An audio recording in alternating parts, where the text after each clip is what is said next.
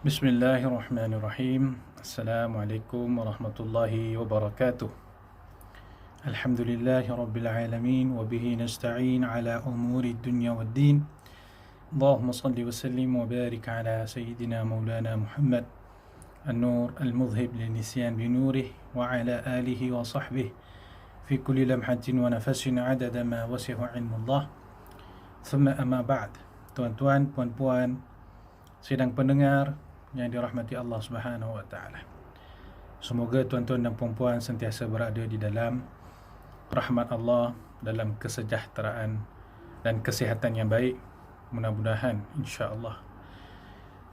Pada waktu ini saya ingin berkongsikan kepada tuan-tuan dan puan-puan sekalian berkenaan satu tajuk yang bagi saya ianya sangat penting untuk dikongsikan, iaitu tajuk seruan untuk memperkasakan penyebaran hadis-hadis Rasulullah sallallahu alaihi wasallam. Tuan-tuan dan puan-puan, tidak diragukan sama sekali bahawa hadis Nabi sallallahu alaihi wasallam mempunyai satu kedudukan yang sangat tinggi di dalam tasyri', di dalam syariat kita. Sunnah An-Nabawiyah berada pada martabat yang kedua setelah Al-Quranul Karim. Justru kedudukan sunnah ini satu kedudukan yang cukup hebat dan mempunyai autoriti yang cukup tinggi di dalam agama Islam kita sendiri. Oleh yang demikian, telah datang begitu banyak seruan-seruan untuk menyeru kita agar memperkasakan, memartabatkan kedudukan hadis Nabi sallallahu alaihi wasallam. Untuk menceritakan tentang kedudukan hadis-hadis Nabi SAW itu memerlukan waktu yang sangat panjang. Di sini saya ingin berkongsi tentang beberapa hadis dan juga kata para alim ulama tentang pentingnya seseorang mengambil berat dalam menyebarkan hadis-hadis Nabi SAW bagi orang yang layak. Kalaulah kita ini bukan golongan orang yang layak menyebarkan hadis, maka selayaknya bagi kita untuk mempelajari ilmu hadis, mempelajari, beramal dengan hadis Nabi SAW. Saya bacakan beberapa hadis dan juga beberapa kata-kata para alim ulama daripada kalangan salafun as-salih tentang bagaimanakah gesaan dan seruan daripada Nabi SAW dan juga para salafus salih yang begitu banyak menyeru kita untuk mengambil berat, yang untuk mengambil cakna tentang hadis Rasulullah SAW. Jadi tuan-tuan dan puan-puan, saya bacakan beberapa hadis yang saya petik daripada satu kitab, iaitu kitab Syaraf Ahlul Hadis karangan Imam Khatib Al-Baghdadi rahimahullahu ta'ala. Bismillahirrahmanirrahim. Qala Nabi sallallahu alaihi wa alihi wasallam, innal Islam bada'a ghariban wa sayaudu ghariban. Fatuba lil ghuraba. Qila ya Rasulullah, manil ghuraba? Qala an-Nabi sallallahu alaihi wasallam, alladhina yuhyuna sunnati min ba'di wa yu'allimunaha ibadallah. Sesungguhnya Islam itu bermula dalam keadaan asing dan akan kembali juga dalam keadaan yang asing. Maka beruntunglah bagi orang-orang yang asing. Maka Nabi SAW ditanya, ya Rasulullah, siapakah dia orang yang asing itu? Nabi SAW menjawab, orang yang asing itu, iaitu orang yang beruntung itu adalah orang-orang yang menghidupkan sunnahku selepas kewafatanku dan mereka yang mengajarkannya kepada hamba-hamba Allah. Jadi tuan-tuan dan puan-puan, siapa dia orang yang beruntung menurut hadis ini? Adalah orang yang beramal dengan sunnah Nabi dan orang yang menyebarkan sunnah Nabi kepada orang lain. Ini hadis yang pertama tuan-tuan dan puan-puan yang saya petik daripada kitab Syaraf Ahlul Hadis karangan Imam Khatib Baghdadi. Tuan-tuan dan puan-puan boleh rujuk kitab ini kalau ada. Inilah salah satu daripada puluhan hadis-hadis yang menjelaskan tentang kedudukan orang yang menyebarkan hadis Nabi SAW dan kedudukan orang yang mempelajari dan juga mengamalkan hadis Nabi SAW. Baik tuan-tuan, hadis yang kedua saya bacakan hadis iaitu qala Nabi sallallahu alaihi wasallam taftariqul ummah ala nifin wa 70 firqatan kulluha finnar illa firqah. Maksudnya umat ini akan berpecah kepada 70 kumpulan. Kesemuanya berada di dalam neraka kecuali satu kumpulan.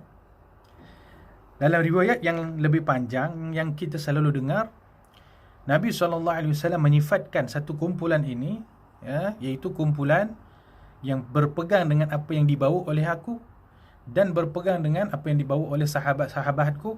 Inilah yang kita sebut sebagai golongan ahli sunnati wal jamaah, iaitu orang yang berpegang dengan sunnah dan orang yang berpegang dengan jamaah, iaitu apa yang dibawa oleh para sahabat radhiyallahu anhum.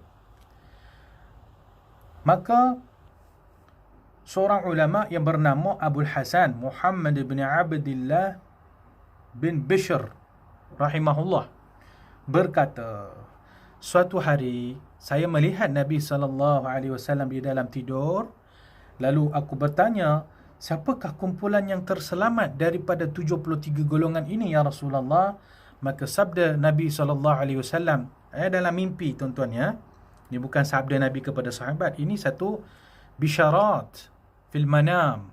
Ya, ini bukan satu hujah untuk kita berhujah di hadapan orang. Sekadar satu khabar gembira yang Nabi SAW berikan. Dalam mimpi tersebut ditanyakan kepada Nabi, ya Rasulullah, siapa yang selamat daripada 73 tu? Siapa yang seorang tu? Maka jawab Nabi SAW, antum ya ashabal hadis, kata Nabi.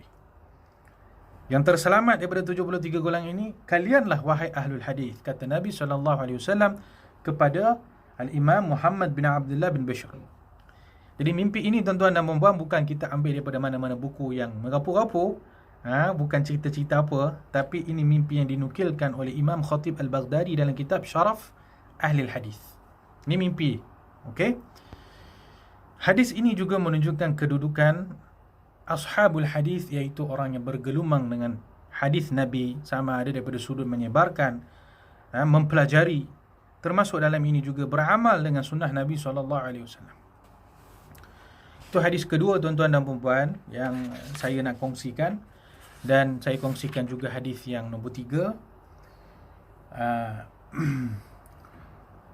Sayyidina Ali bin Abi Talib alaihi salam telah berkata, telah meriwayatkan, kharaja alaina Rasulullah sallallahu alaihi wasallam faqala Allahumma arham khulafai. Qala qulna ya Rasulullah wa man khulafauka?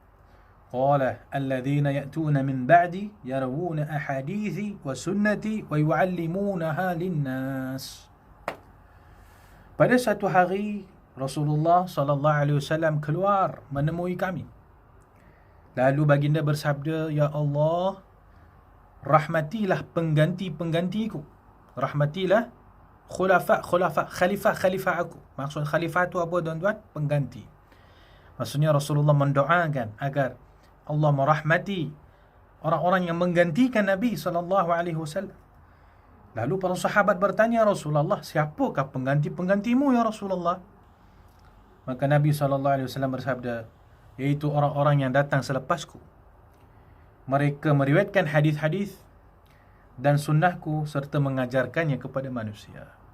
Tuan-tuan dan puan-puan, golongan yang mendapat doa daripada Nabi SAW agar mereka ini dirahmati oleh Allah adalah golongan yang meriwayatkan hadis-hadis,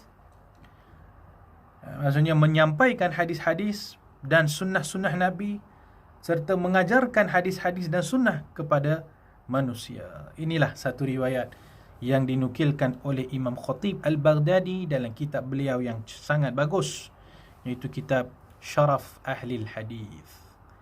Tuan-tuan dan puan-puan, saya rasa cukup sekadar ini berkongsikan 3 sabdaan junjungan kekasih hati kita Nabi SAW berkenaan kelebihan dan seruan, gesaan daripada Nabi SAW untuk kita mengambil berat dengan ilmu hadis, mengambil berat dengan mempelajari hadis, dengan menyebarkan hadis, dengan mengajarkan hadis, dengan beramal dengan hadis.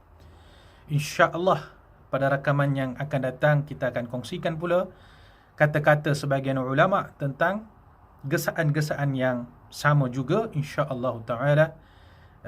Terima kasih kepada yang mendengar. Wallahu a'lam. Assalamualaikum warahmatullahi wabarakatuh.